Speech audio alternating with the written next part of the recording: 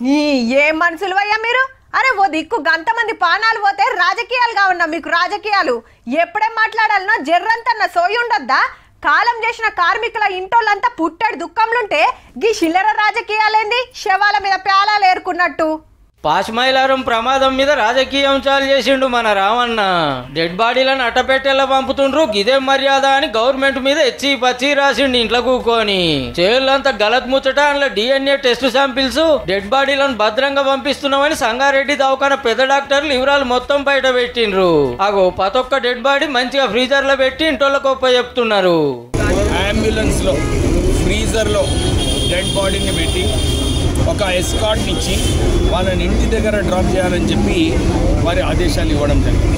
39 మంది కార్మికులు కాలం చేస్తే 34 డెడ్ బాడీలను ఇంతే భద్రంగా ఇచ్చేసిండ్రు. ఇంకో 5 గుర్తు రాకుండా కాలిపోతే DNA టెస్టులు చేసి ఎవరో తెలిసినాక వాళ్ళకి ఇచ్చే పని నడుస్తుంటే మంచిగా బయట దేశాల్లో ఎంజాయ్ చేసి వచ్చిన కేటీఆర్ గారు అచ్చుడే రాజకీయం సురువు చేసిండు.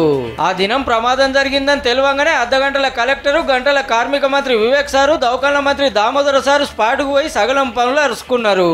దెబ్బలు తాకిన వాళ్ళని దవాఖానకు పంపించి ఇంటోళ్ళని ఓదార్చి ధైర్యం చెప్పిండ్రు. మర్నాడే సీఎం రేవంత్ రెడ్డి సారు వచ్చే అంత చూసి అందరితో మాట్లాడి కంపెనీల్లో క్లాస్ వీకి దవాఖానలు ఉన్న వాళ్ళని మందలు ఇచ్చిండు. 24 hours లోనే ₹1,00,000 ఇచ్చి వారికి ఏదైనా ఖర్చులు ఉంటే ఇప్పిస్తూ దాంతోపాటు ₹1,00,00,000 అనౌన్స్ చేయించిన ఘనత ముఖ్యమంత్రి రేవంత్ రెడ్డి గారు. కార్మిక శాఖ మంత్రికి ఏమేం చేయాలనో అవన్నీ చేస్తుండు వివేక్ సారు. రావణ్ణియాల లావు మాట్లాడుతుండు, 10 ఏళ్ల మీ కాలంలో ఏమైందో యాది మరిచినావే. ఫ్రస్ట్రేషన్ ఏదైతే రాష్ట్ర ముఖ్యమంత్రి మీద చూపిస్తున్నాడో ఆయన తండ్రి మీద చూపించాలి. 64 మంది చనిపోతే అప్పుడు కేసీఆర్ అక్కడ కొండగాడికి పోలేదు, ఎందుకు పోలేదని చెప్పి కేటీఆర్ అసలు కేసీఆర్ని ప్రశ్నించాలి. అవు మరి ఎందరు వస్తే నాకేంది, అలా నా వాళ్ళు ఉన్నారా అన్నట్టే పరాకతిగా ఫామ్ హౌస్లు ఉన్నాడు అప్పటి సీఎం గారు. మూసాయిపేటలో బడి బస్సుకు రైలు టక్కరై 16 మంది పోరలు చచ్చిపోతే అటు తొంగి చూసిన పాపాన పోలే. శ్రీశైలం పవర్ ప్లాంట్ అగ్గిపుట్టి 9 మంది ఆఫీసర్లు జీవిడిస్తే ముఖ్యమంత్రి గారు అస్తొట్టు. ఏడేం జరిగినా సార్ రాకపోవు, ఎవరికి ధైర్యం చెప్పకపోవు. ఇదేందని అడిగితే మీదికెళ్ళి ధమ్కీలు.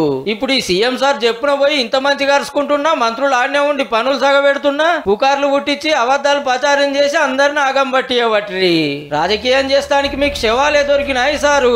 అయ్యో కార్మికులు అంతమంది కాలం చేసి చూసొస్తామని నువ్వు రాకపోతే మీ నాయన రాకపోయా, మరి అంత తీరువాటం లేకుంటున్నారు. ఆపత్యాలే శాతనైతే ఇంత సాయం చేయాలి, లేకుంటే ఉడికేసుకొని తిని తాటికేసుకొని పండాలి. అంతేగాని శవాల కాడకి లోటపీస్ రాజకీయాలు ఏంది?